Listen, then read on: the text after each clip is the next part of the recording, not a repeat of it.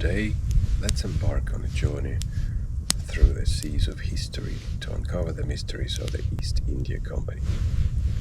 These weren't just trading ventures, they were true empires that commanded armies, fleets, and even minted their own money. How did they achieve this? And why is their influence still felt in the modern world? Get comfortable, because the story, full of adventure and unexpected twists, awaits for you. And even deeper historical dives and stories that will lull you to sleep, be sure to subscribe to our channel. How the spices ruled the world, the rise and fall of the Dutch East India Company.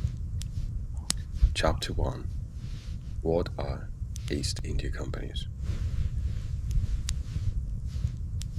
The name East India Company was actually born by many. In the age of discovery, European powers began to create special trading corporations, private companies that received exclusive rights from the state to conduct business with overseas countries. East India was a term used at the time to designate the vast expanse from the coast of India to Japan, including Indonesia, China, Thailand, Vietnam, islands and peninsulas that seemed almost mythical to the Western world. Every great maritime power wanted a piece of this eastern pie. Thus, the East India Companies emerged. The English established theirs in 1600. The Dutch 2 years later, then more, the Danish Company in 1616, the Portuguese 1628, the French 1664, the Austrian 1717, the Swedish 1731. They all strove for one goal: to control the richest overseas markets and the supply of the most valuable goods: spices, tea, porcelain, silk, and precious stones. But among all these companies, two particularly stood out, true titans, two colossi: the British East India Company and the Dutch East India Company. Each of them possessed not just merchant ships and warehouses, but their own armies, flotillas, fortified cities, and even the right to wage wars on behalf of their state. The greatness of these companies was measured not in the quantity of goods, but in the scale of their influence. These were giants whose power extended far beyond the borders of Europe. Our story today will be dedicated to the Dutch East India Company, also known by the acronym VOC, from its Dutch name, Verenigde Oost-Indische Company. We will tell how a small Protestant republic, breaking free from Spanish rule, built the largest transnational empire in the world in a matter of decades. How it established its forts, recruited samurai, fought with the Portuguese and English, monopolized cinnamon and pepper, exported tea and porcelain, traded stocks, and created financial instruments that we still use today. And in one of the following lectures, to maintain balance, we will also tell the story of the British East India Company, which was even more enduring and no less ambitious. Now relax even more and allow yourself to drift with the current of history. Imagine a warm wind, the sea breeze, the aroma of dried nutmeg and cinnamon lingering in the holds of merchant ships. The story is just beginning. Imagine Amsterdam in the 17th century, a city where you could buy shares in a company, send in ships to lands no one had yet written books about, where spices turned into gold and ships into naval fleets, where an ordinary merchant could get so rich from one successful shipment that his name would forever enter the annals. It was there that the story of the VOC was born, a corporation that became a state, and very soon We will journey with it across the oceans, throughout storms, to islands where cloves grow, and to bays where samurais stand. Let's delve into the past, where the scent of nutmeg fills the air. Chapter 2. Why was everyone hunting for spices? By the way, have you ever wondered why every kitchen, every simplest, has black pepper? Why are cinnamon, vanilla, ginger, cardamom, and nutmeg always to us in the supermarket for literally a couple of coins? It seems so mundane, so simple. A pinch of cinnamon in your morning porridge, a drop of vanilla in your baked goods, pepper in every other dish, and only history remembers what this luxury cost centuries ago. In the Middle Ages, spices were a luxury item on par with diamonds. For a pound of nutmeg, you could buy 3 sheep. For a small bag of pepper, you could exchange a sizable piece of land. And a gram of saffron could cost almost as much as a gram of gold. They were valued not only for their taste and aroma, but also for their almost mystical properties. Spices were considered medicines, aphrodisiacs, charms, sacred substances bringing health and good luck. They were like gold, but with a scent. At a time when food was poorly preserved, spices could mask the taste of spoiled meat, and in hospitals and monasteries, spices were used as remedies for mental and physical ailments. But where did they grow? Spices were obtained far in the east, on islands that Europeans called the Spice Islands. These are the modern Moluccas, Java, Sumatra, Banda, Ceylon.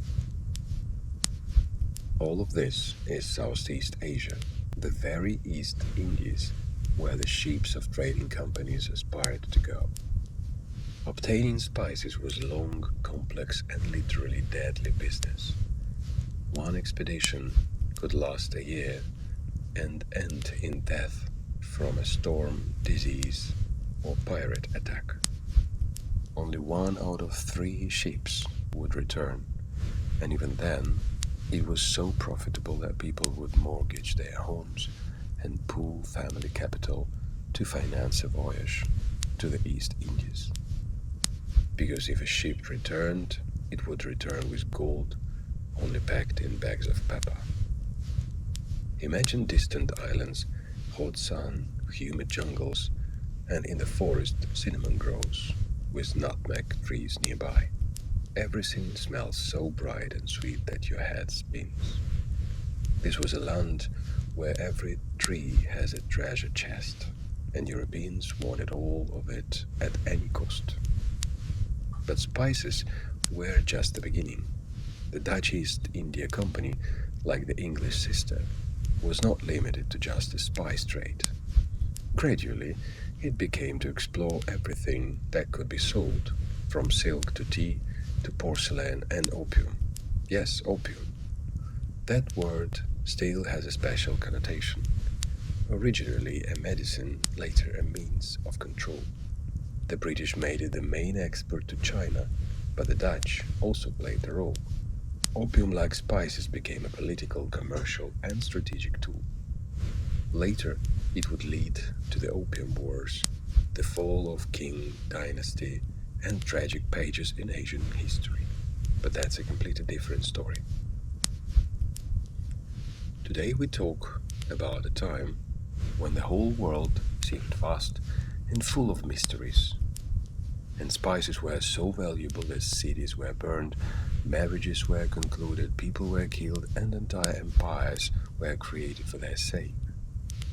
And against this background emerged the VOC, the Dutch East India Company, the world's first truly transnational corporation.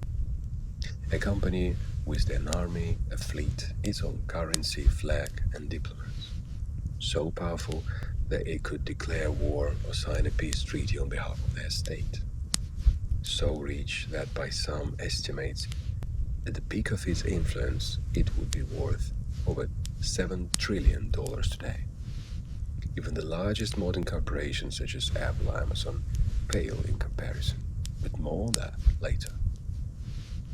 For now, just close your eyes and imagine a merchant ship.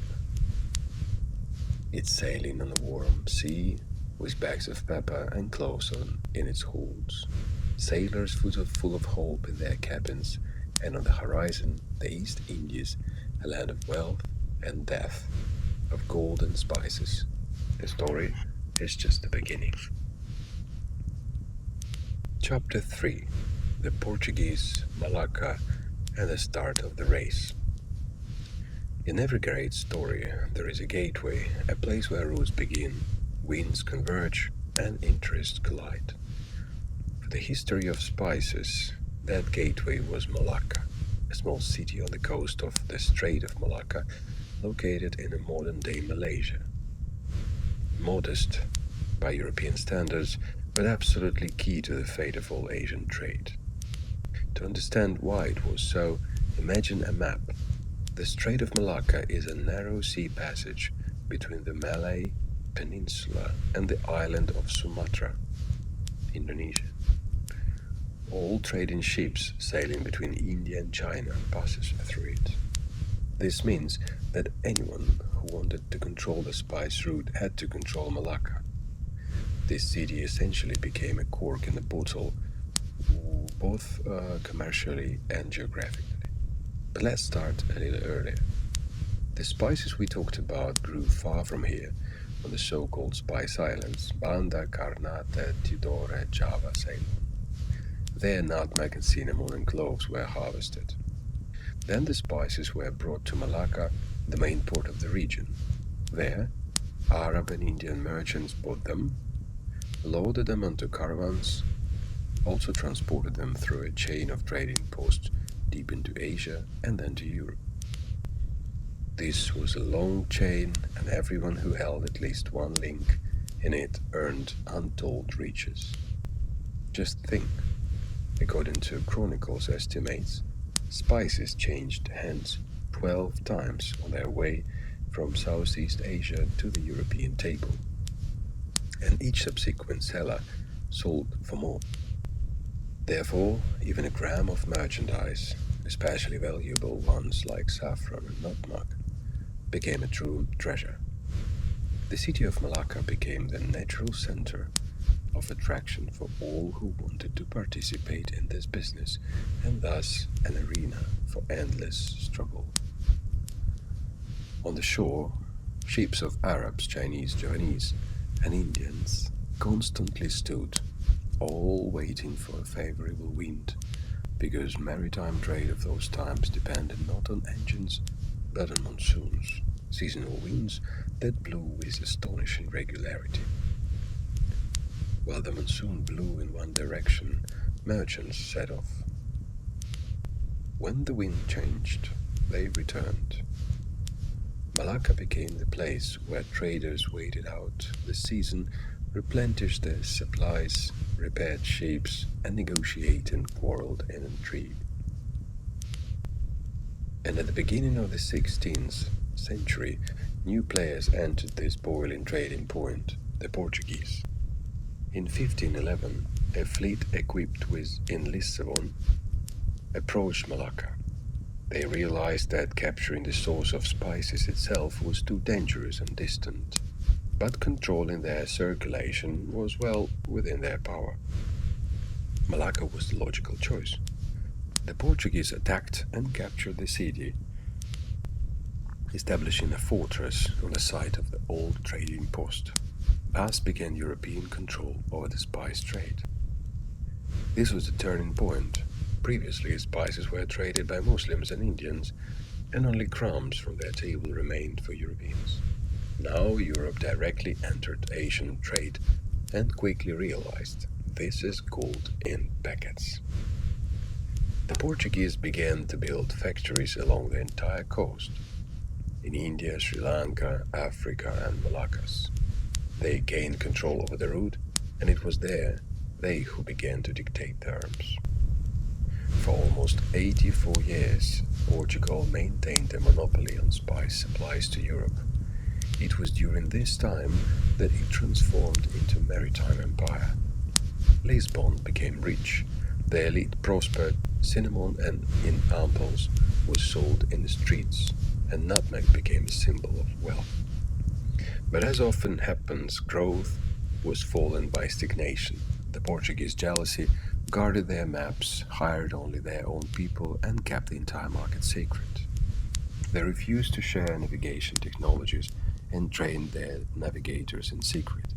This became their weak point because at the very same time, the Dutch, left without access to ports due to the Spanish blockade, began to search for their own way up to the spices. And at the center of their attraction was still Malacca. The Dutch understood whoever owns this city owns everything.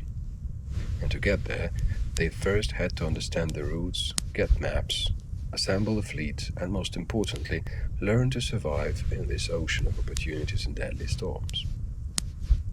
It is from here, from Malacca, that the story of the VOC begins. Because one day, a ship with a Dutch flag will enter it, not just for spices, but for domination. Because unlike all previous traders, the VOC would become not an intermediary, but a new master. But until that moment, a little more time would pass.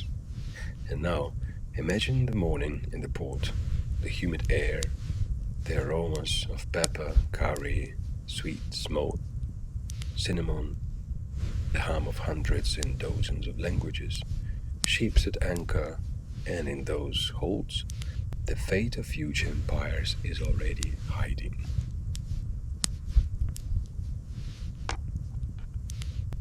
Chapter 4: Holland in Search of the Path to Spices. The history of spices is a story not only of trade but also of power. To understand how and why the Dutch East India Company emerged, one must look at what was happening in Europe at the end of 16th century. Because without the Spanish lion, there would have been no Dutch dragon. At that time, Spain was the most powerful nation in Europe. Its fleet plied the Atlantic. Its galleons carried gold and silver from the New World, and the royal treasury jingled with coins. After the unification with Portugal in 1580, one monarch controlled everything one could wish for: Spanish colonies in America, Portuguese trading posts in Asia, control over Africa, trade with China and India, a monopoly on spices, sugar, gold, and slaves. It seemed as if the empire would last forever. But in its shadow, a rebellion was already brewing.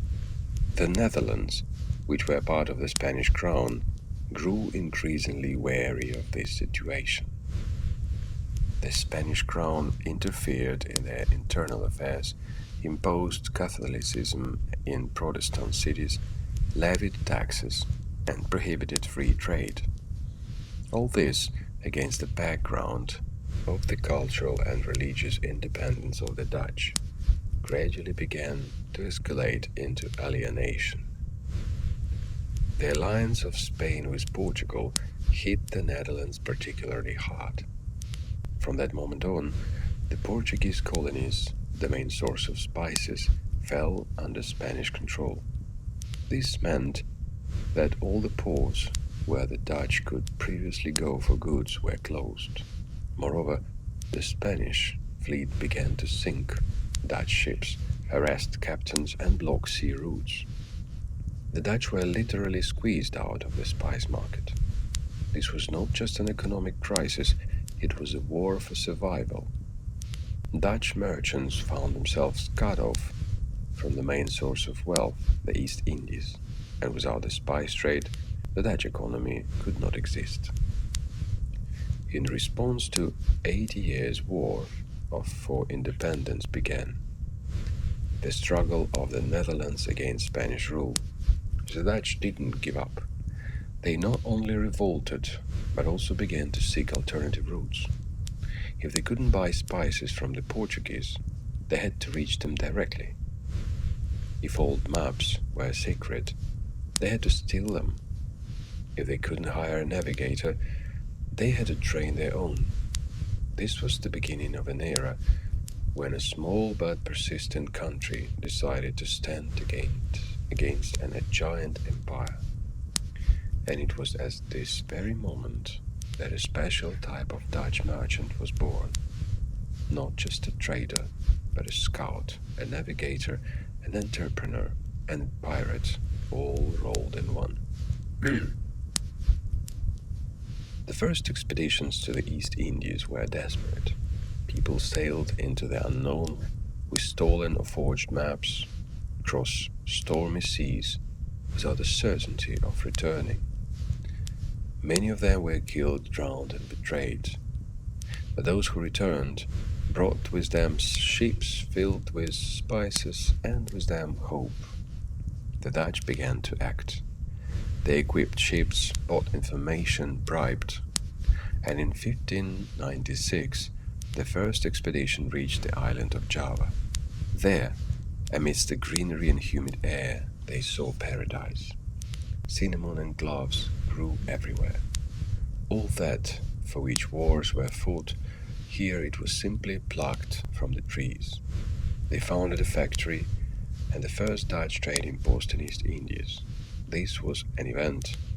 Only one of 3 ships returned, but it recouped the entire voyage. The profit was astronomical. This sent a signal. We can trade directly without the Spanish, without the Portuguese, without intermediaries. But there was another signal as well. Those who brought profit gained unlimited respect and with it power. Dutch merchants became national heroes. Ballads were written in their honor, their portraits hung in the halls of town halls. They were not just making money, they were building an empire. At the same time, Holland, previously divided, officially declared its independence. The northern provinces united into the Republic of 7 United Netherlands, and the south remained under Spanish control. In the new republic, the most important force was not the army, not the royal court, but business. It was under these conditions, against the backdrop of a rapidly growing economy, the desire for independence, and the will to control trade, that the idea emerged that would change everything. Instead of many small companies competing for cargo, ships, and maps, create one great one that would unite everyone and become a new form of power. Thus, literally a couple of years later, the VOC, the Dutch East India Company, would appear. But its official birth was still 2 years away. And now, imagine an evening in Amsterdam, the canals, the lanterns, the windows of shops, behind which merchants in hats calculate profits, discussing how much a pound of clothes costs. And somewhere far away, on Java, at that very minute, the monsoon is approaching, ships are preparing to depart. On board is gold, not only ingots, but in bags of spices. Chapter 5. The first VOC factories on Java. The spice trade wasn't just profitable, it was a secret business. Every new sea chart, every freshwater point, every bay where cinnamon and clove trees grew was kept secret, as if it were a state military secret.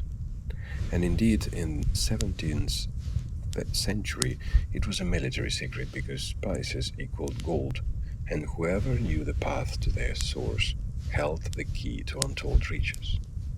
When the Dutch found themselves cut off from Portuguese port, they had no sea charts, no navigators, and no navigational experience for voyagers to the East Indies. All of this was carefully concealed.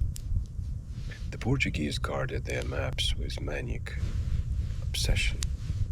Their laws could be punishable by death. They forbade hiring non-Catholic captains and sharing knowledge with foreigners. Yet knowledge is an elusive thing. The Dutch began an espionage campaign. Their people lived for years in Lisbon disguised as merchants, navigators, and translators. They bribed, extracted information, and stole. They sought the legendary path to the southern seas.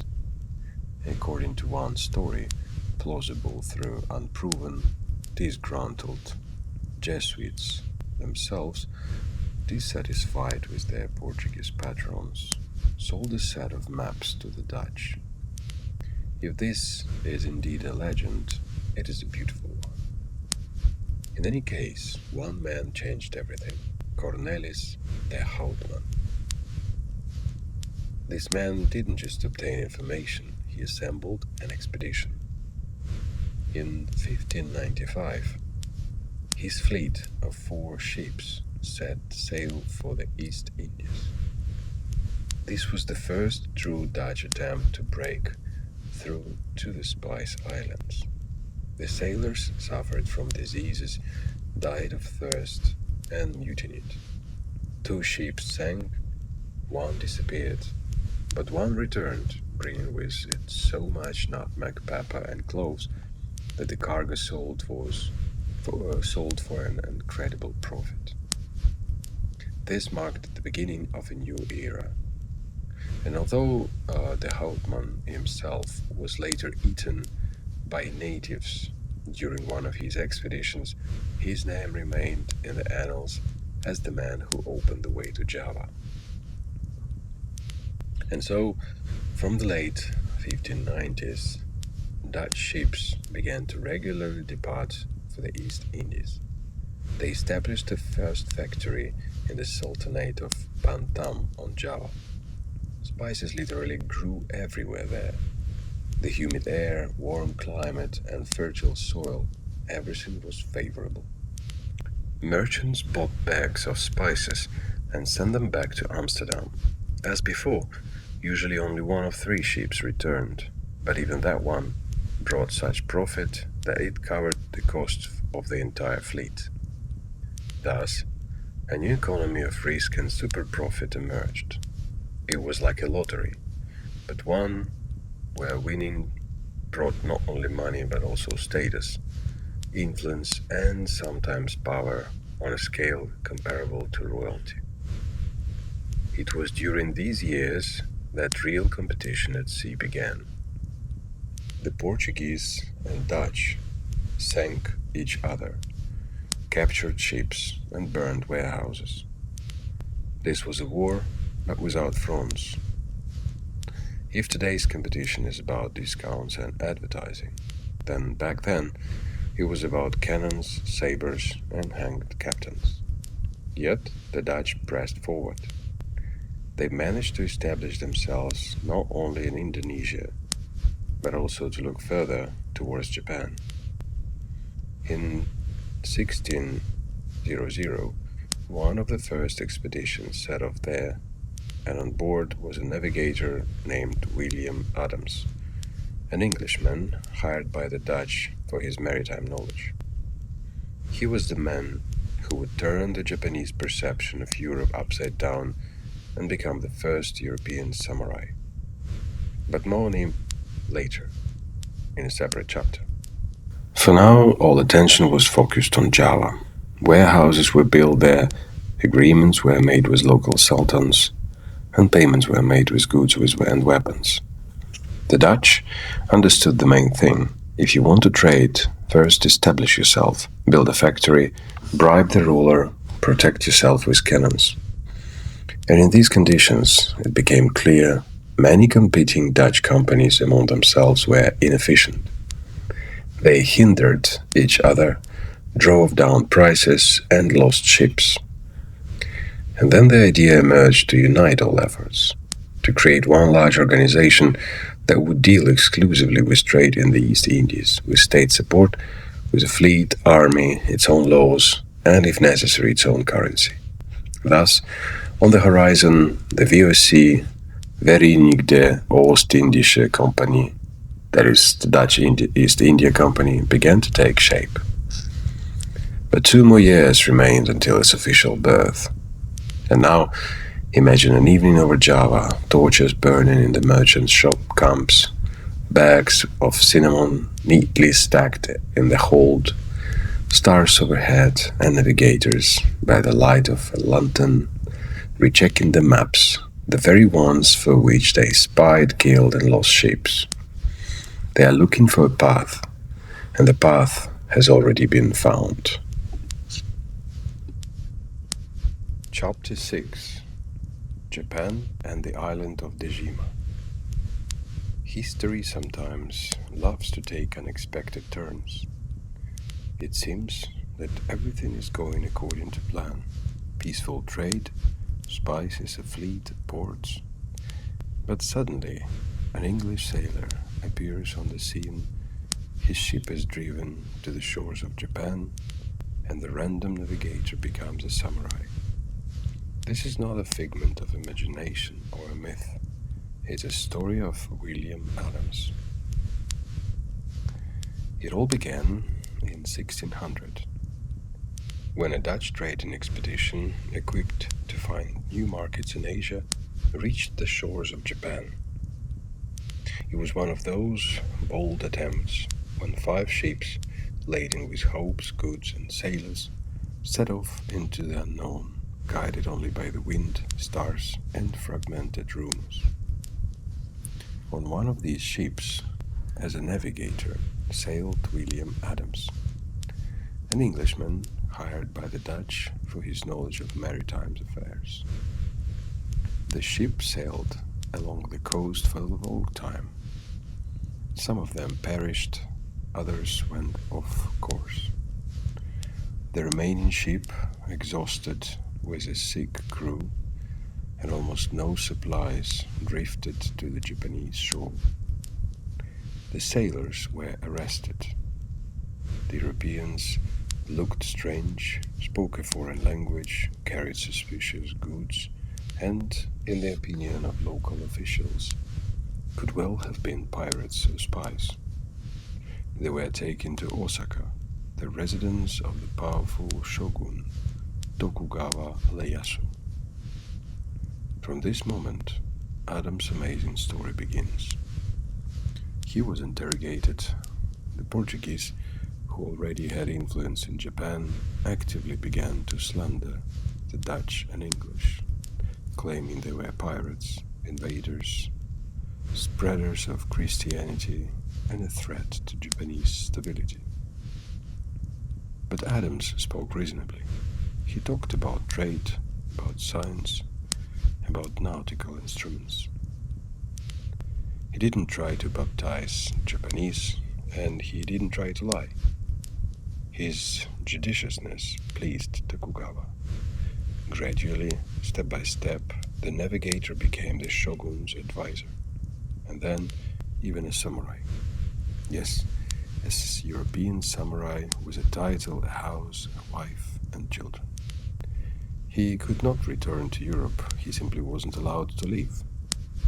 But he wasn't eager to either. He wrote letters home, sent money to his first family in England, but lived a new Japanese life. His name even gave a name to one of Tokyo's districts. Adams became a bridge between Europe and Japan. Through him, the Dutch began to build relations with the closed country. He was a window through which the East looked at the West, and vice versa. Meanwhile, the Portuguese were losing ground. The Jesuit missionaries spread Christianity with considerable persistence. They built churches, taught locals, and incited rebellions. At some point, the Japanese felt that behind the missionary speeches lay an attempt to interfere in their internal affairs. When a major Christian rebellion broke out in Shimabara in 1637, the Japanese perceived it as a final threat. Shogun Tokugawa decided to isolate himself from the rest of the world. All Europeans, except the Dutch were expelled, trade was forbidden, and missionaries were executed. The only exception was made for VOC. Why? Because the Dutch didn't try to convert to Christianity, didn't interfere into politics, and didn't build churches. They wanted to trade, simply and clearly. And this suited the Japanese. The Dutch were allowed to stay, but on one condition. They would not set foot on sacred Japanese soil. For this purpose, the artificial island of Dejima was built in the shape of a fan dropped by Shogun. In this tiny piece of land stood warehouses, barracks, and an infirmary. The Dutch were only allowed to trade and reside there. They couldn't enter the city, marry Japanese women, and children born from relationship with locals were taken away upon reaching a certain age. Control was total. But this island was golden. Even despite the restrictions, the Dutch earned huge sums of money: silver, porcelain, Tonkin silk, lacquered goods, and tea. By some estimates, profits from trade with Japan reached 45,000%, not annually, but from a single voyage. And all this became possible because once an English navigator, not a Spaniard, not a Portuguese, not a missionary, spoke calmly, confidently, without preaching, and was heard. And somewhere on the other side of Asia, at the same time, a wave of unification was rising. The Dutch understood this couldn't go on. All these expeditions, scattered factories, competition among themselves, too many losses, too little control. One structure was needed, one force, one company. Chapter 7. The birth of a corporation with an army and fleet. Sometimes it seems that the history of corporations began quite recently, with offices in glass skyscrapers, presentations and stock exchanges, with logos and shares. But long before Apple, Google, and Amazon, long before investment funds and boards of directors, in 1602, the first truly transnational capitalist, armed corporate empire appeared in Northern Europe. It was called Verenigde Oost-Indische Compagnie, or VOC for short, the Dutch East India Company. This was not just a merchant association, it was a new format of power. The emergence of the VOC became a turning point not only in the history of trade, but also in the history of governance, finance, and even colonialism. To understand how revolutionary it was, one needs to imagine the following facts. First, the company had a monopoly right to trade with the East. This meant that no other Dutch organization, no merchant, no independent adventurer had the right to conduct business in the East Indies. Everything went through the VOC. Second, the company was subordinate to the state but was managed by private investors. The main oversight was exercised by the States General, the Parliament of the young Dutch Republic, but real power was held by the Council of 17 Lords, the wealthiest merchant families in the country. Third, the VOC had the right to mint its own currency, conclude international treaties, build fortresses, negotiate with monarchs, declare wars, and maintain an army and a fleet. That is, it practically possessed all the rights of a sovereign state. The world had never seen such a hybrid of business and power. But there was something else, something that made the VOC a truly epoch-making structure: shares. Yes, right here in 1602 in Amsterdam, the first stock exchange in history appeared. VOC shares could be bought, sold, and inherited. They were bearer shares. Anyone with money, from an aristocrat to a wealthy artisan, could invest in the company and receive a share of the profits. The revenues, by the way, were astronomical. Within a couple of years, the shares rose by over 100%, and then even more. Initially, dividends were paid in spices, literally bags of pepper, cloves, and saffron. Later, they switched to money. And this was not just investing, it was participation in a global transformation. By buying a VOC share, you essentially became an accomplice in an expedition, the capture of a fort, the establishment of a monopoly, the blockade of a strait. Your dividends smelled of the colony. All this happened even before Newton formulated the law of universal gravitation, before America became independent, before the Napoleonic Wars, before the Industrial Revolution. The VOC was capitalism in its purest form, only under sails and with cannons. The company quickly began to expand across Asia.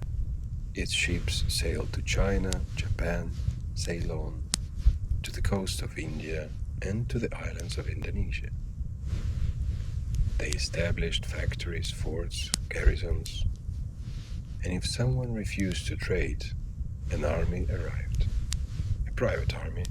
Yes, the VOC was the first in the world to create what we call today a private military company. Moreover, these were not just mercenaries. It was a real system with a charter, hierarchy, and discipline. VOC soldiers fought against the Portuguese, local sultans and pirates, and in some cases against the British. But they didn't just escort caravans. They conquered territories, established regimes, built fortresses, and suppressed rebellions. The VOC army sometimes outnumbered the regular armies of European states of that time.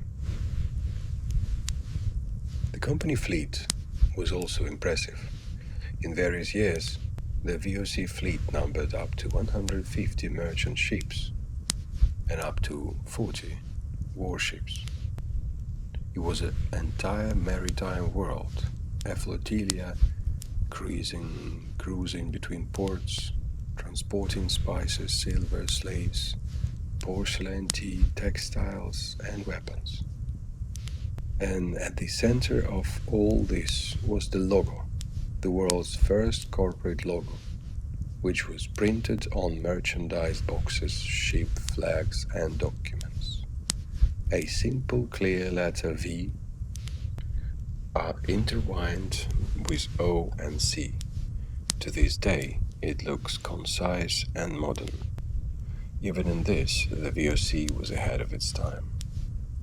The Dutch East India Company became more than just a merchant association. It became a superstructure, a new form of empire in which money was more important than origin, and profit was more important than the crown. It was a model of the future that came too early, or perhaps just in time. While Europe debated faith and kings, the VOC was already calculating profitability and investing in military expeditions. It is from this moment that one can date the heyday of the VOC empire, and with it, the beginning of the European colonial order in Asia. But to retain wealth, shares, and ships alone are not enough. One must conquer, subdue, and reshape the world to one's will. And this will be undertaken by the next hero of our story, a man whose name became a symbol of Dutch colonialism. Chapter 8. They exchange shares and profit from spices. When the VOC began operating at full capacity, Europe saw for the first time what super profit meant on a scale exceeding even the wildest fantasies. These weren't just successful trading voyages. These were operations in which everyone, every clove, every speck of nutmeg literally turned into gold. Imagine a ship returning from the East Indies, laden to the brim with spices, silk, and Chinese porcelain. It's greeted like a ship returning from El Dorado. Its hold is a treasure chest, only with diamonds, only without diamonds, but with tons of pepper. And this profit is tangible, fragrant, spilling through your fingers. In 1603, one of the VOC officers, Admiral Jacob van Heemskerk, captured a Portuguese merchant ship named a Santa Catarina off the coast of Singapore. It wasn't just a ship, it was a floating palace packed with porcelain, silk, and silver from China. The VOC sold its cargo in Amsterdam and earned a sum equivalent to 3.5 million guilders. To give you a sense of scale, an admiral received 1 million as personal income from just one voyage. The understanding of such profits spread quickly. Merchants eagerly invested in VOC shares. They sold like hotcakes. The initial cost of one share was 3,000 guilders, an enormous sum, but within a few years the shares rose in price by 130%, and then even more. This was the first real stock market boom in world history. Initially, dividends were paid in the form of spices. You literally received a bag of pepper, cloves, and a little of saffron. Later, they switched to monetary payments, and this was not just investing, it was participating in a global transformation. By buying VOC share, you essentially became an accomplice in an expedition, the capture of a fort, the establishment of a monopoly, and the blockade of a strait. Your dividends smelled of economy. At the same time, the VOC was establishing itself on Java, Sumatra, Bantam. Factories were found there, warehouses and fortresses, walls were built, and each new fortification was a step toward complete monopoly. The Dutch didn't just want to participate in the spice market, they wanted to own the entire market. It was for this very purpose that the political, military, and economic infrastructure was built. It was during this time that the Dutch also reached Calcutta, the capital of Oriental luxury. There they saw not bags of pepper, but sapphires, emeralds, gold, and ivory. A factory was also established there, and another story began, the story of the VOC immersion in India, and into what the English would later transform into the British Empire. But the Dutch were there first. However, with wealth came danger. This entire ocean was now overflowing with rivals. The Portuguese tried to reclaim what they had lost, while the English, on the contrary, increased their influence, and every ship sent to the East Indies might not return. 1 out of 3 ships would perish in a storm from illness or as a result of a pirate attack. But the remaining 2 still paid for everything handsomely. And this was a unique characteristic of the VOC. They even calculated this. The company developed a mathematical risk model that allowed them to insure cargo. operations were calculated down to the percentage probability of a ship's loss and the quantity of spices sold. This was not just an adventurous voyage, it was a cold business, precise and ruthless. And all of this was done for bags of pepper. But in those bags was much more than just spices. There was money, power, control, influence, strategy, and even ideology. The VOC at that time became a real machine. It knew no mercy, felt no doubts. It opened new routes, seized new markets, integrated Europe into Asia and vice versa. It changed the very essence of world trade. But this machine needed a man who would take control, a man who would transform the chaos of factories and ships into an empire. Such a man was approaching, and his name was Jan Pieterszoon Cohen. Chapter 9: Batavia, or How to Build a Capital in the Jungle.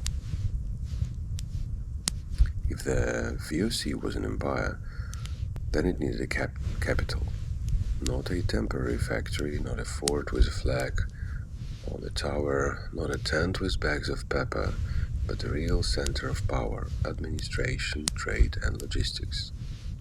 And this center emerged not in The Hague, not in Amsterdam, but in the very heart of Indonesia, on the island of Java. It was named Batavia, and it was built by a man whose name became almost legendary, Jan Pieterszoon Cohen. Cohen is a multifaceted figure. He was not just an administrator, he was an organizer, a military strategist, and without any exaggeration, the architect of the VOC as a political organism. He understood that scattered factories would not maintain a monopoly, that the chaos of trading posts had to give way to a strict system. And he began to build this system from a land that had nothing but swamps, jungles, and hostile tribes. A factory was trading settlement or fortified warehouse that European powers established in their colonies. Merchants lived there, goods were stored, and deals were made with locals. Simply put, it was an operational base for overseas trade. So, in 1619, Cohen chose their site for a new base, a small port called Jayakarta, owned by a local sultan. It was located as a strategic point in northwestern Java, ideally suited for controlling sea routes. There was only one problem. The city was already occupied, and the sultan had no intention of giving it up. Cohen's solution was simple: assault and burning. The city was razed to the ground. Its inhabitants were expelled or annihilated. In its place, Cohen ordered the establishment of a new capital, Batavia, named after the ancient Germanic tribe of the Batavians, from whom the Dutch believed they originated. This was a symbolic act, a European nation building a new civilization on the other side of the world. And indeed, Batavia quickly became a showcase of Dutch dominance. Canals appeared there like in Amsterdam, stone warehouses, paved streets, markets, a harbour, and fortress walls.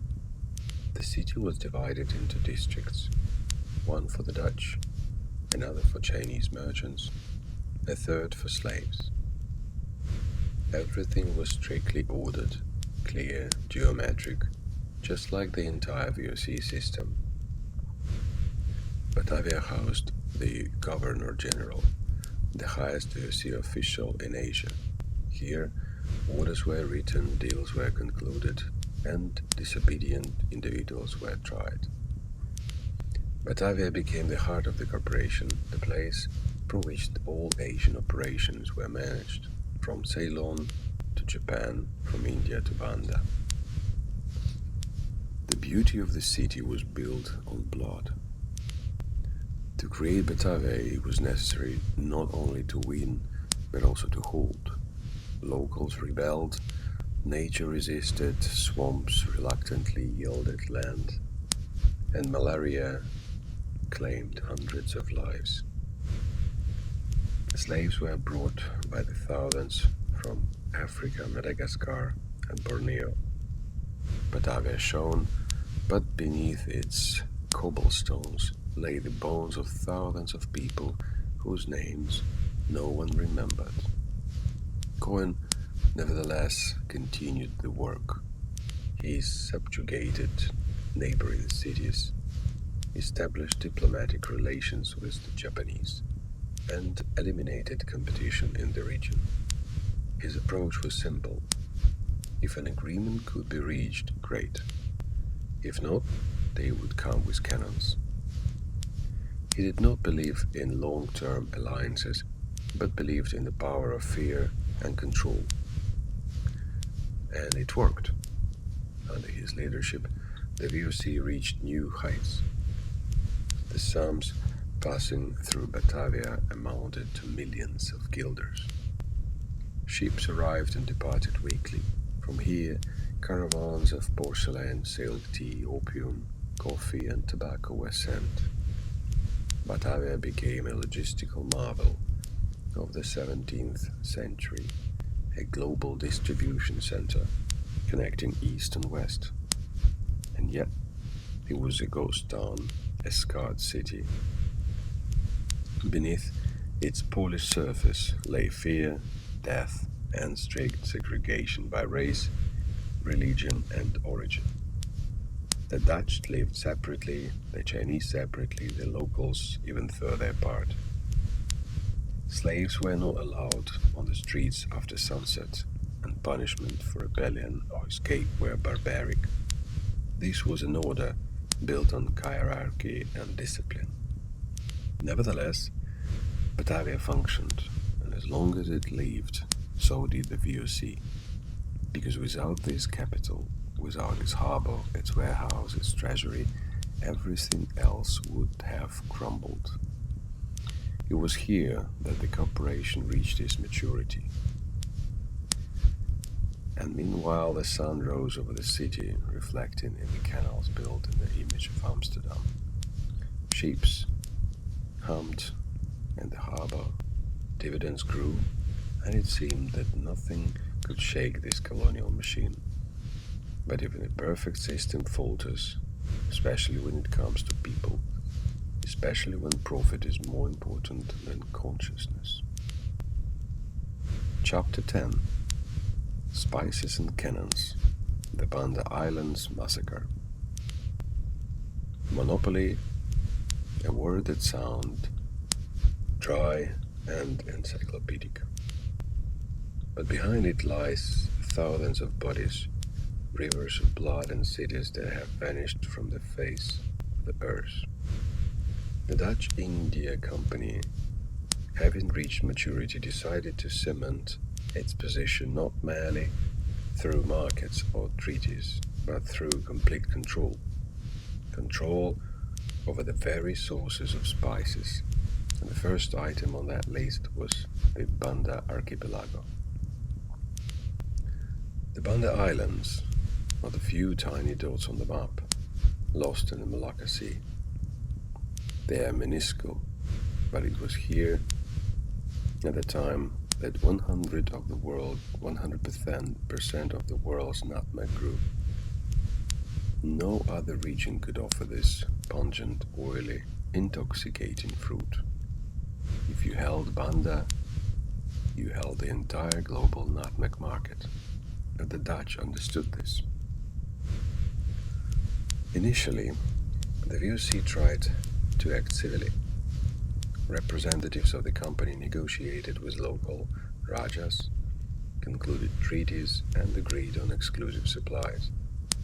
But the islanders, who who had traded with Arabs, Chinese, Portuguese, and even English for centuries, were in no hurry to surrender to the mercy of a single company. They refused to give all their harvest solely to the Dutch. They continued to trade on the side. For the VOC, this was unacceptable. In 1621, under the leadership of Jan Pieterszoon Coen, a punitive expedition was organized. A detachment of several hundred armed soldiers arrived from Batavia, joined by Japanese mercenaries. Terror began. The Dutch landed on the islands one by one. Villages were burned, men were seized and tortured, demanding confessions of smuggling. Women and children were enslaved. The Rajas, the traditional leaders of the islands, were ordered to be hanged or publicly beheaded. All of this was accompanied by the formalization of supposedly legal contracts for the transfer of all lands to the VOC. According to modern estimates, up to 90% of the island's population was exterminated through massacre, famine, fight, and subsequent epidemics. The few who survived were turned into laborers on the plantations, which were now under complete control of the VOC. Thus began monoculture, the practice of growing only one product, in this case, nutmeg. This allowed the company to control the entire harvest, all supplies and all prices. The East India Company no longer competed. It became the sole owner of everything. It now considered both the land, the people, and the spices themselves as its property. For logistics and security, fortresses were built on the islands, garrisons were created, and slaves were imported from other regions because there were simply no locals left. Production proceeded under supervision, and any act of disobedience was punished by death. Spices were now obtained not only by hand, but also by blood. Meanwhile, in Europe, all that remained of these horrors were thin jars of powder in the kitchens of the aristocracy. A little grated nutmeg in wine, and the evening became exquisite. No one thought that behind that pinch lay burned villages and forgotten peoples. The sweet scent of nutmeg concealed the bitterness of ash. From the VOC's perspective, the operation was successful. Control over the nutmeg market became absolute, profits stable, and its reputation fearsome. The other islands and merchants understood resistance would be punished not with fines but with extermination. Later, when the British eventually reached one of the Banda Islands, Rum, and even briefly captured it, this would become a point of future negotiations. The VOC would want this patch of land back and would exchange it for the islands of Manhattan. But more on that later. For now, silence reigns on Banda, not of peace, but of the absence of people. Spices ripened, were packed, sent to Batavia, and from there to Amsterdam. And again to the markets, again to the banks, again to shareholders' reports. And again dividends, only without mentioning how many heads those percentage costs. This was the price of monopoly, and this was only the first reckoning with the counterparties. Ahead lay Formosa, Ceylon, India, and Cape Colony, and everywhere according to the same scheme.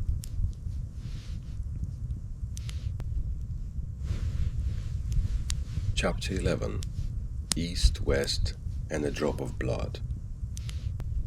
How the VOC divided the world with Britain. In the 17th century, the planet was rapidly shrinking. The seas contracted and the sails, shores drew even closer, and the main players understood land is the finite resource, and if you want a monopoly, you'll have to defend or buy it. Thus, the Dutch East India Company clashed with another power, equally ambitious, equally greedy, equally predatory, the British East India Company, established just 2 years earlier. Initially, their path rarely crossed. The British entrenched themselves in India, while the Dutch focused on the Moluccas and Southeast Asia. But as their trading empires grew, their spheres of influence began to overlap. And then it became clear two predators couldn't feed on the same archipelago.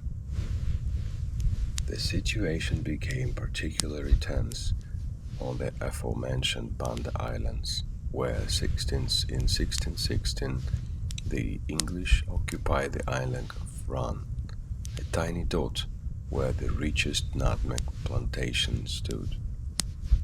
The VOC fiercely fought for the return of the island, imposing blockades, sending landing parties, and conducting negotiations. However, the English held it stubbornly. Decades later, after a series of conflicts, raids, and diplomatic maneuvers, the companies realized that constant warfare was unprofitable. It was not only expensive, but also futile. Ships sank, markets were lost, profits fell. And so, in 1667, the Treaty of Breda was concluded, an agreement that would later be called one of the most astonishing in geopolitical history. On these terms, Holland permanently received the island of Ran and in return ceded Manhattan Island to Britain. Yes, that very Manhattan, a small Dutch settlement named New Amsterdam, passed into British hands, and they in turn renamed it New York, in honor of the Duke of York, the future King James II. The deal at first glance seems strange, but if viewed through the eyes of 17th century people, it was absolutely logical. Ran gained control over nutmeg, while Manhattan was just a cold, damp patch of land off the coast of North America, where almost no one lived and nothing grew. Some saw it as a colonial burden, others as gold on a nutmeg branch. History judged otherwise. New York became the capital of the world, while the island of Ran almost disappeared from the map of importance. But then, in 1667, the VOC considered itself the victor. It had achieved a complete monopoly on nutmeg. Control was absolute.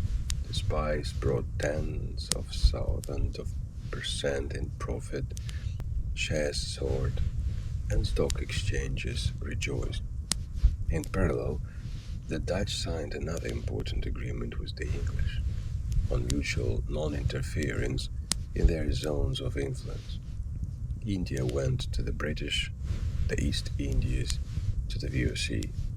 Formally, it was peace. In reality, it was a division of the world. Companies became global political actors. Not kings, not parliaments, not republics, but exactly joint stock companies began to determine which territories would develop, which would suffocate, where roads would be built, and where plantations would burn.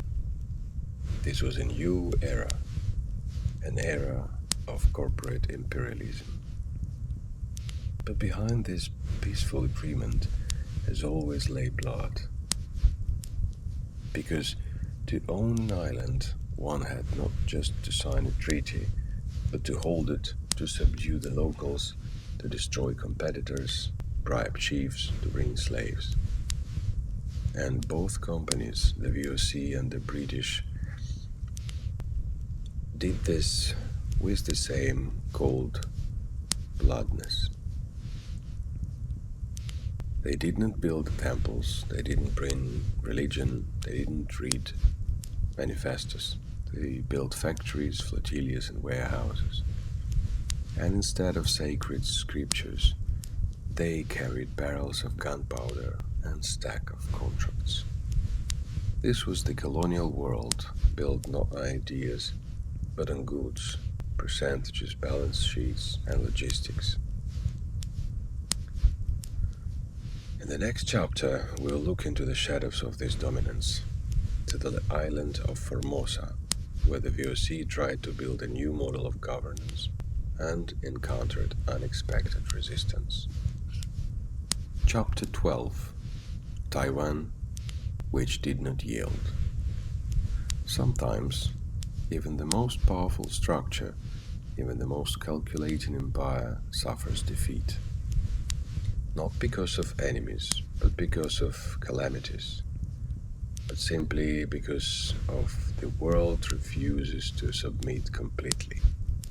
Such a place for the Dutch East India Company was the island that on Asian maps was listed as Formosa, which in Portuguese means beautiful. Today we know it as Taiwan. The first Europeans reached the shores of Taiwan in the early 17th century. The Portuguese, as usual, gave it a name and sailed on. The Spanish briefly settled in the north, but the main player became the VOC, which landed in the southwest of the island in 1624. The Dutch quickly built Fort Zeelandia, named after a Dutch province. It became the administrative center of their new colony.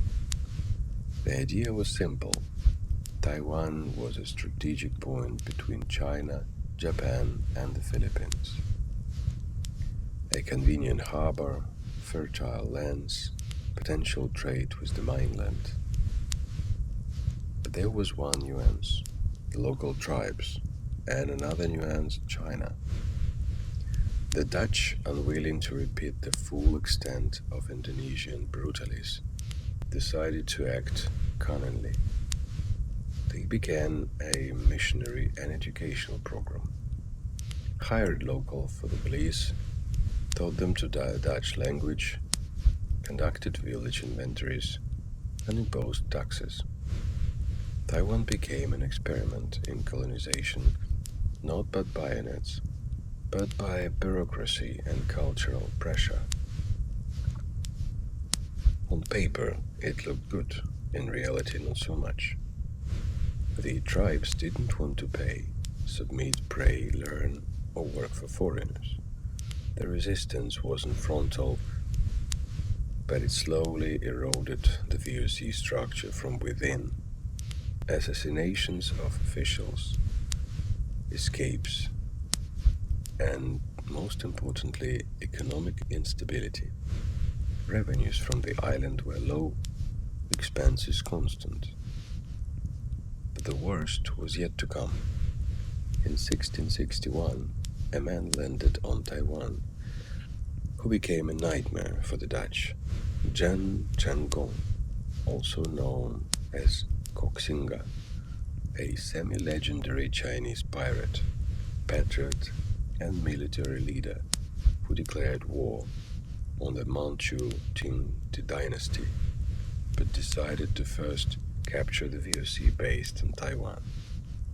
He had 25,000 men and dozens of ships. The Dutch had about 2,000, half of whom were local and poorly trained. The siege of Zeelandia lasted 9 months. The garrison suffered from hunger, disease, and lack of supplies. Reinforcements from Batavia did not arrive. Too far, too expensive, too late.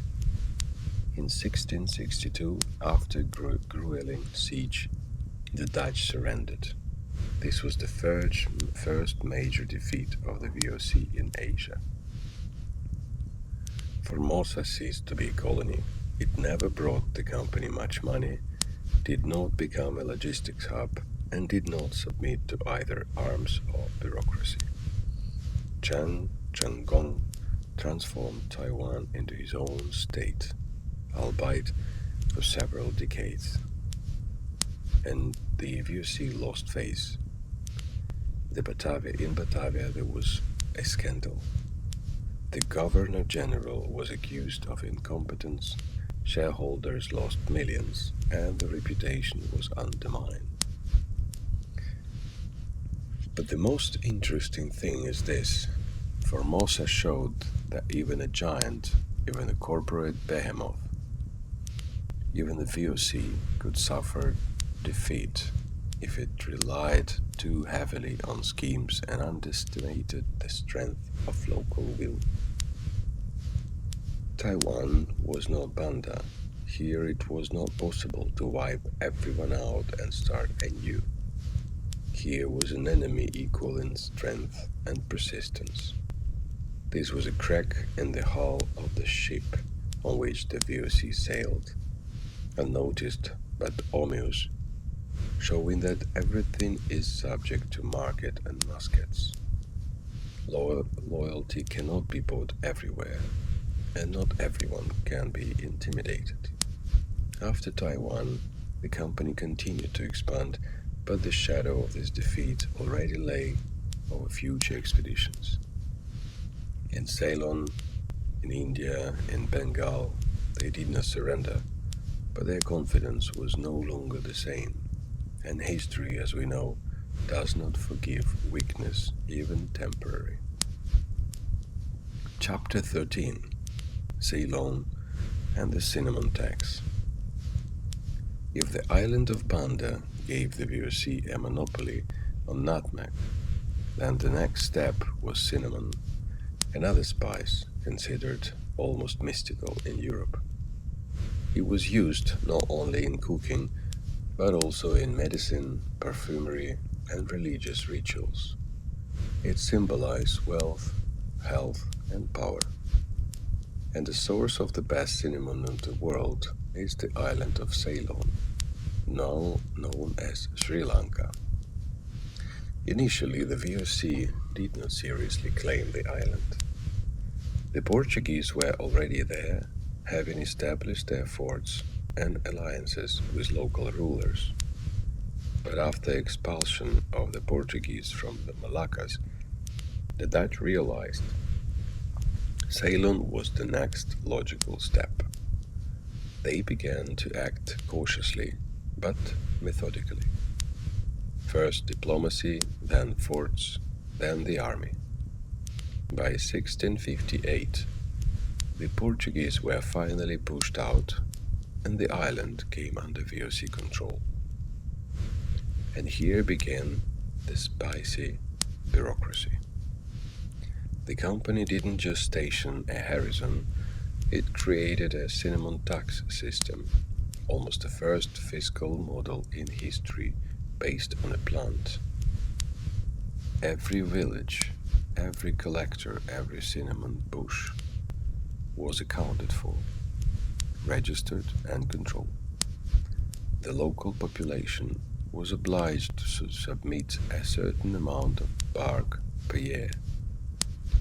If the norm was not met, punishments followed, sometimes in the form of corporal punishment.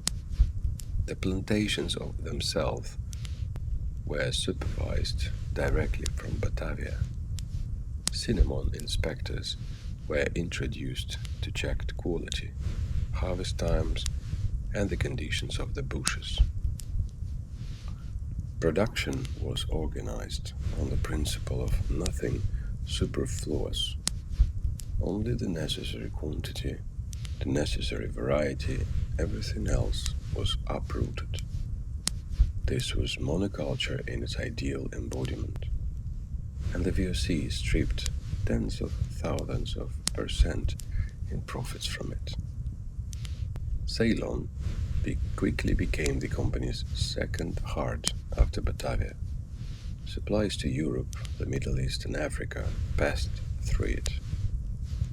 And parallel to cinnamon, slavery began to actively develop. Workers were brought to the plantations from Madagascar, India, and Indonesia.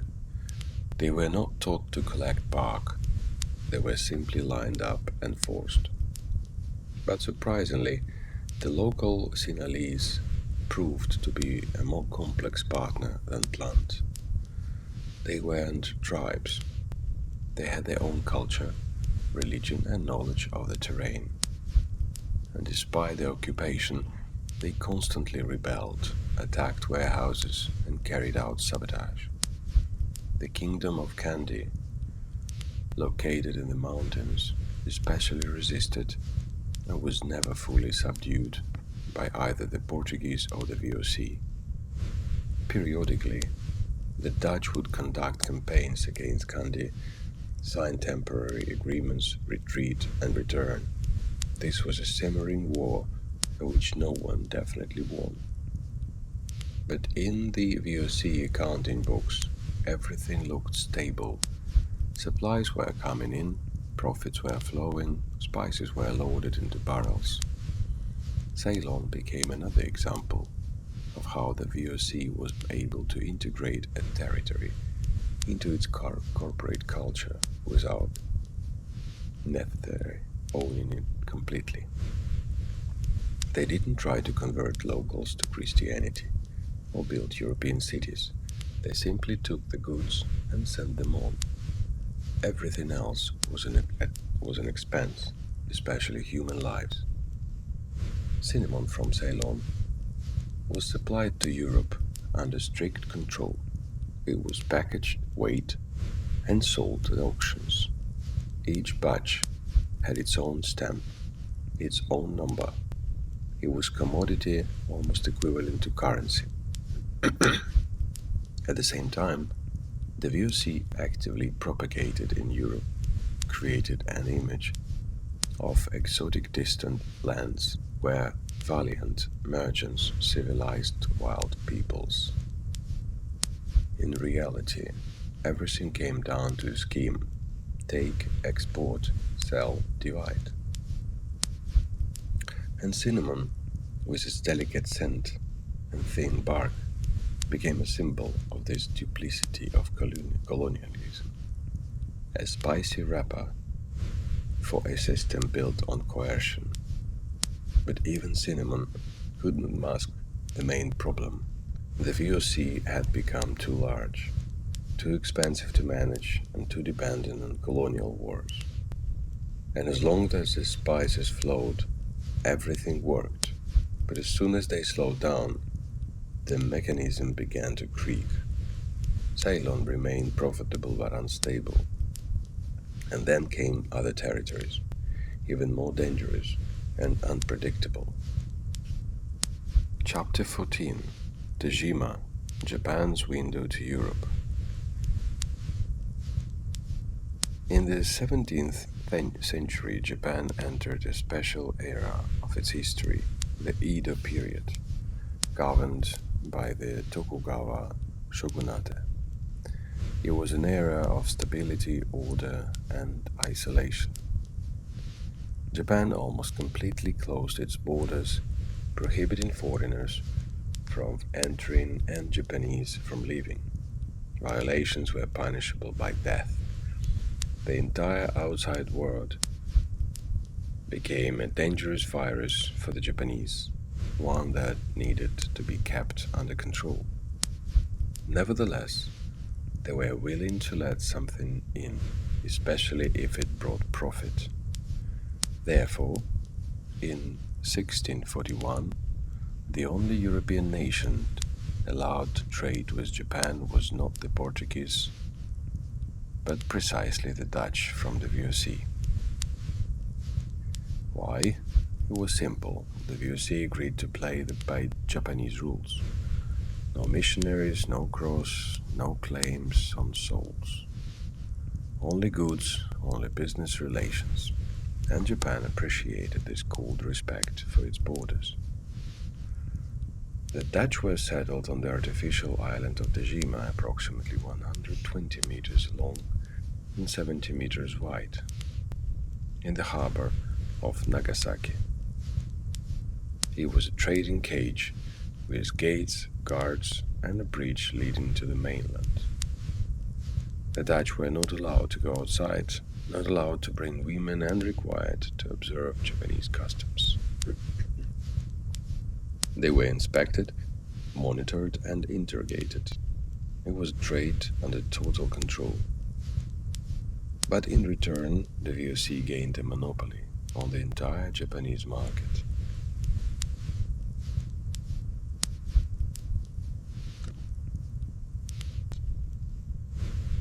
The Dutch became the only window into Japanese civilization. Through them, knowledge about Japanese medicine, languages, the culture entered Europe. It was the VOC that created the first Japanese-Dutch dictionary. It was through them that Japan studied Western science called Rangaku, the Dutch learning. Every arrival of a VOC ship became an event. Dutch captains and residents reported to the shogun, brought gifts, and held receptions. This was trade as diplomacy, carefully calibrated, with minimal presence but maximum output. And what is astonishing, no other European state had such a permanent channel of communication with Japan for almost 200 years. While the English and French broke into other countries with cannons, the VOC simply followed instructions. For Japan, it was convenient. They received the necessary technologies, remained isolated, and maintained the illusion of complete closure. For the VOC, it brought prestige, status, and a stable flow of rare goods. And although the trade volumes were more modest than in Ceylon or Java, the political and cultural significance of Dejima was gigantic.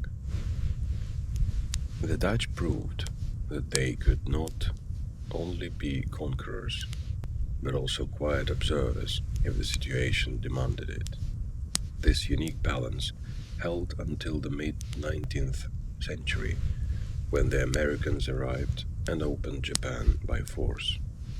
But until then, the VOC and Dejima were linked like secret allies, living in trust, restrictions, and polite calculations.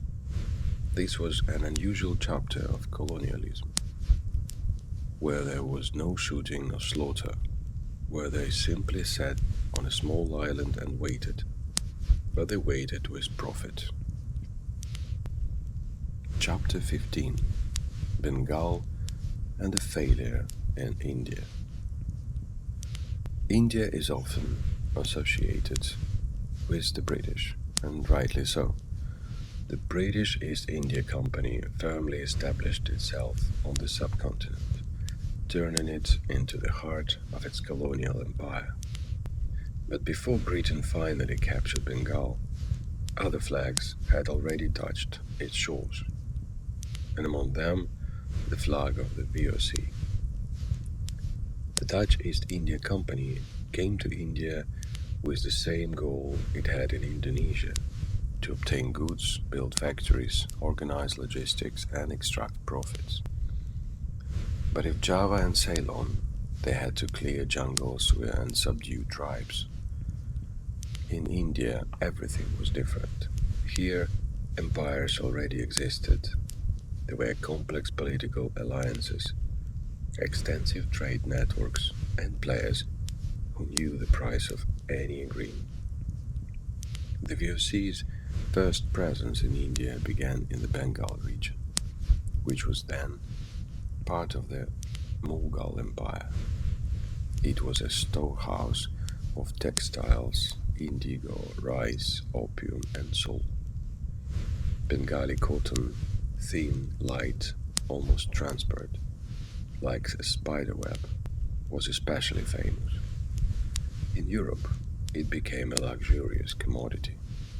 The Dutch established factories in Chinsura, Patna, Kazim-Bazar, and Berhampur. They concluded agreements with local nawabs, rulers of districts, and traded directly bypassing competitors. On paper, everything looked good. Goods flowed, warehouses filled up, and ships departed from Batavia and Amsterdam. But India was a different best beast. Here you couldn't just land and declare yourself the owner. Here the game was played among the Mughals, French, British, Marathas, Sikhs, and countless internal factions. The Dutch had to maneuver, negotiate, endure losses, and most importantly, constantly lose the initiative. In the mid-18th century, everything became more complicated. The British grew stronger. After the Battle of Plassey in 1757, the British East India Company effectively became the ruling power in Bengal. The Dutch tried to intervene. In 1759, they sent an armed expedition to regain influence and overthrow the British. This led to the Battle of Bidera, a little-known but important event. The result was catastrophic. The British routed the Dutch. Their troops were captured and their ships were sunk. The VOC lost not only its military position, but also its reputation. From then on, their presence in India began to steadily decline. Their factories closed, agreements were terminated, and warehouses emptied. The VOC's problem in India was systemic. The company acted as a trading mechanism unable to adapt to a new reality, a reality where it was necessary not just to buy and sell, but to govern, intrigue, conquer, and hold territory. The British understood this and implemented an administrative machine, an army and diplomacy. The Dutch tried to do everything the old way and lost. Unlike Batavia or Ceylon, where the VOC could dictate terms, in Bengal it always remained a guest on borrowed time. And when the wind of change blew harder, this guest was simply shown the door. Bengal became the frontier beyond which the Dutch East India Company could no longer compete on equal terms.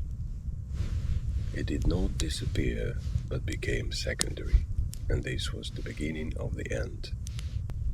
Ahead of the VOC was its last big bet, the Cape Colony in South Africa, where it was still possible to build from scratch.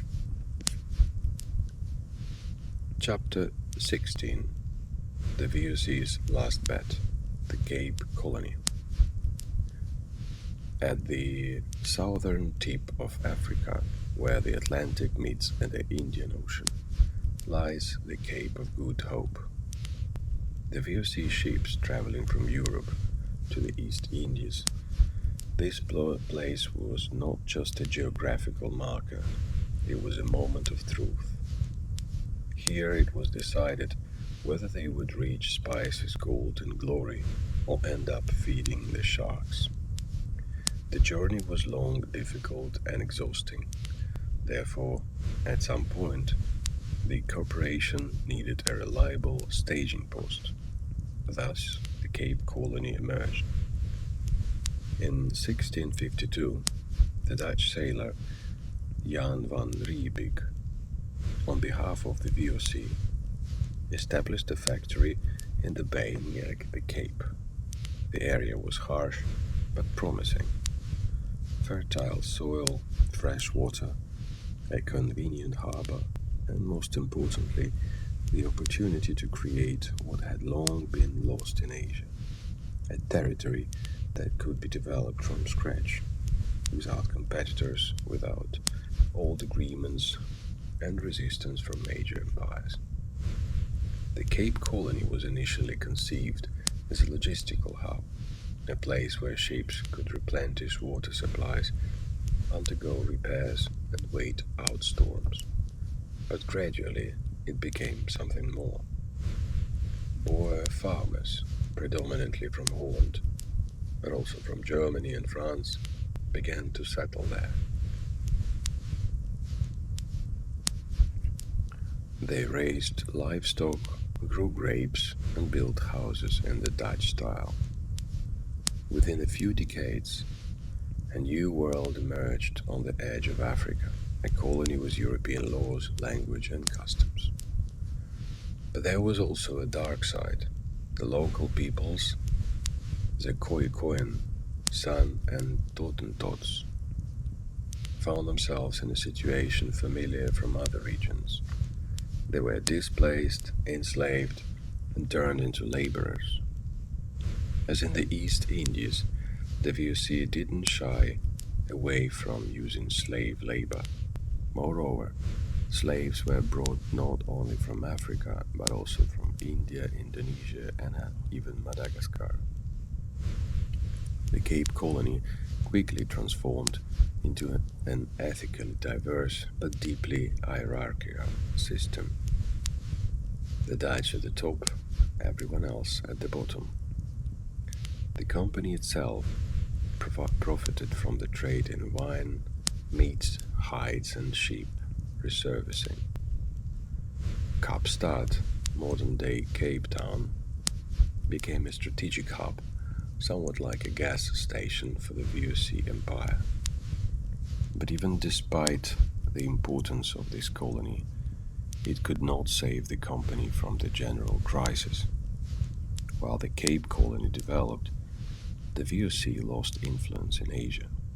The British and French pushed it out of India, trade in Japan almost ceased, and rebellions flared up in Ceylon.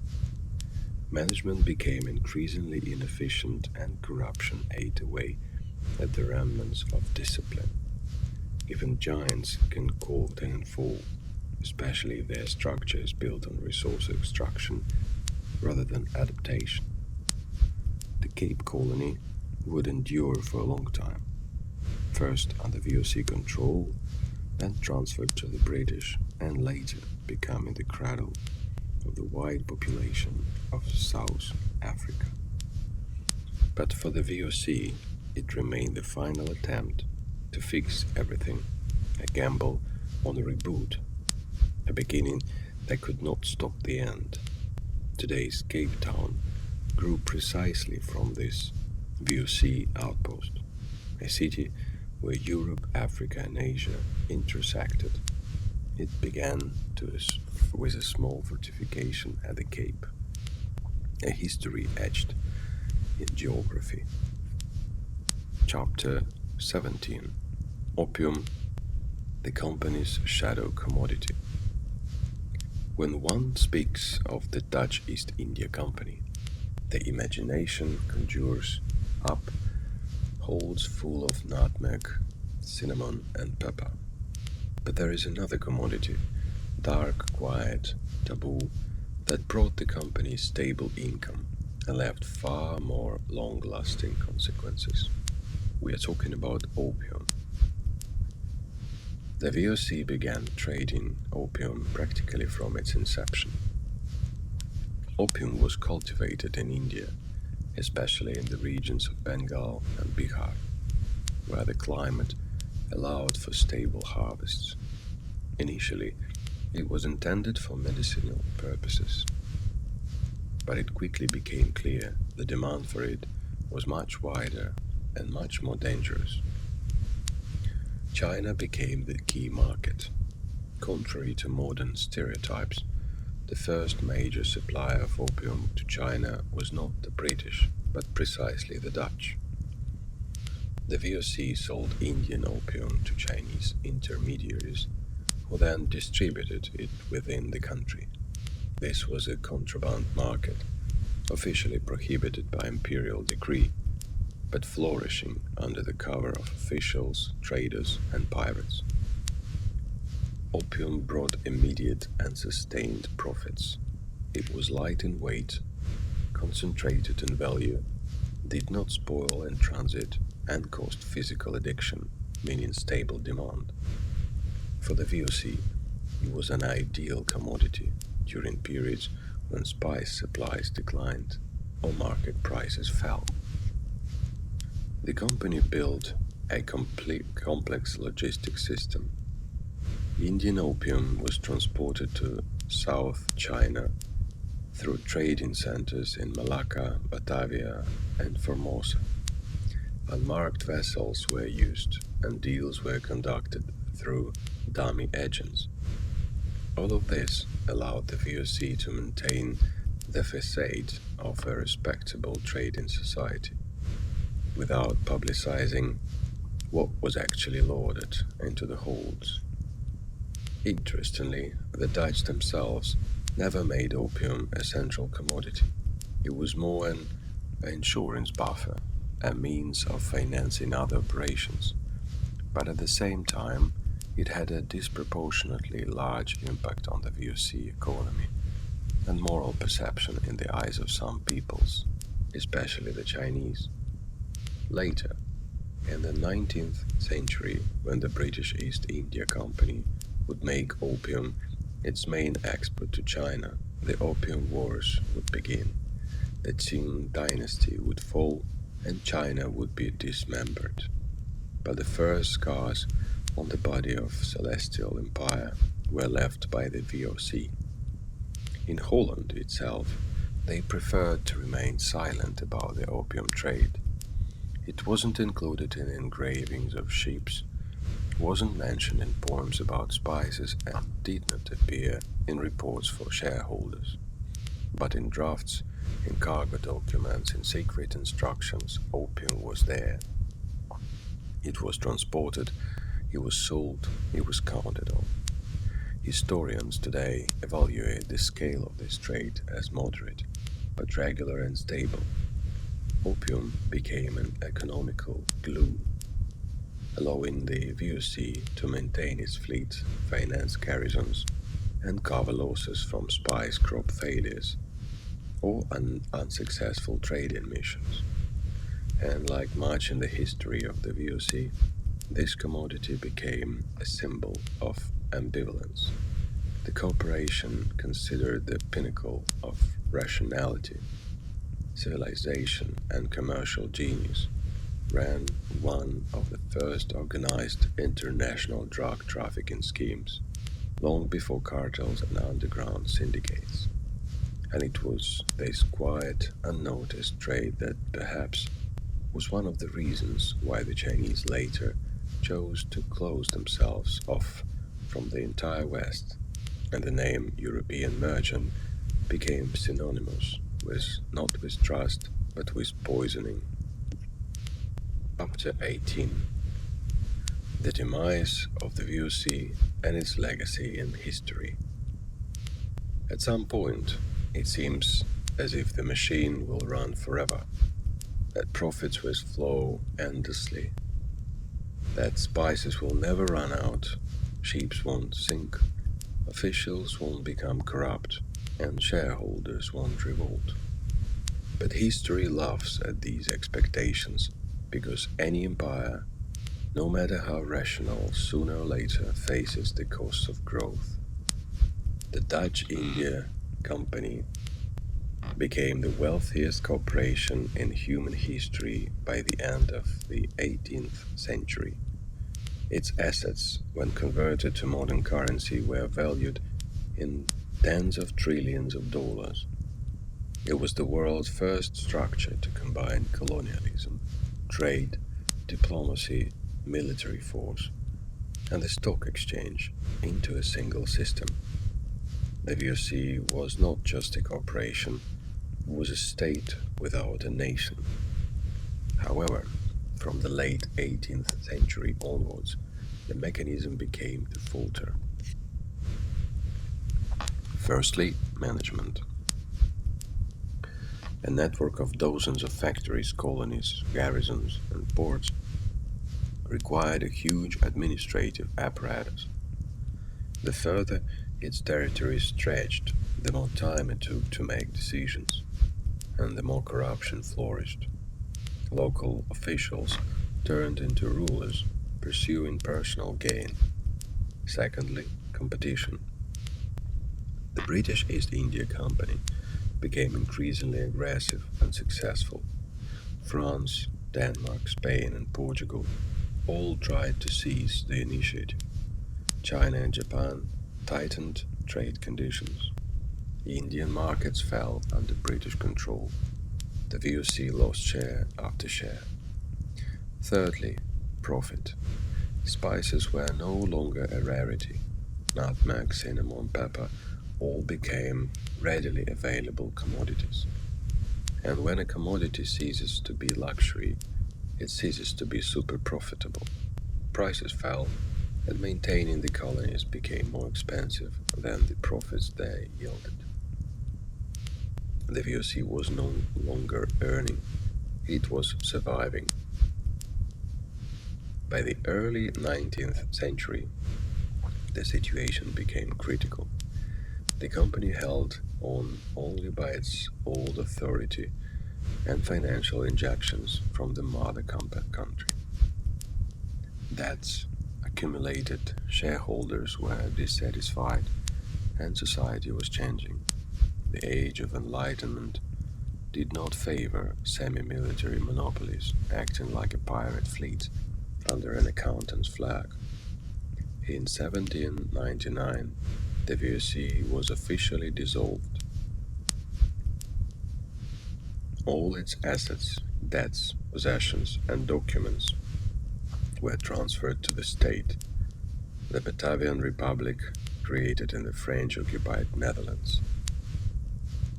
In essence, the Dutch East India Company ceased to exist, dissolving in the storm of revolutions and geopolitical shifts. But here what's striking, Holland as a country benefited. Despite the collapse of the VOC, its century of profits fueled the country's economies, finances, culture, and architecture. Amsterdam became the banking center of Europe, its stock exchange a model to imitate, and the Dutch bourgeoisie one of the most enlightened and wealthiest in the world. The VOC created an infrastructure of wealth on which the Netherlands stood for another century. Yes, then came the Napoleonic Wars, the loss of colonies, German invasions. But the trace of the VOC did not disappear, and to this day, in Amsterdam, The Hague, the Rotterdam, you can find buildings constructed with spices and dividends. In a broader sense, the VOC became the prototype of a modern corporation. It was with it that joint stock companies with public share offerings began, along with international logistics and standardized trade routes, the interaction of corporations with governments, and the idea that business could wage war and maintain an army. And most importantly, the feeling that money governs states, not the other way around. This was an economic revolution, no less important than the industrial one. The VOC did not just deliver spices, it defined the very nature of power. And however bitter it may be, the VOC's path became a warning that an immeasurable thirst for profit combined with violence and exploitation ultimately destroys the very structure built in such a way. The VOC died, but its shadows still hovers in the head offices of multinational corporations, at container terminals, in offshore zones, in logos and dividends. The spices ran out, the profits faded, the VOC perished, but the global system changed forever.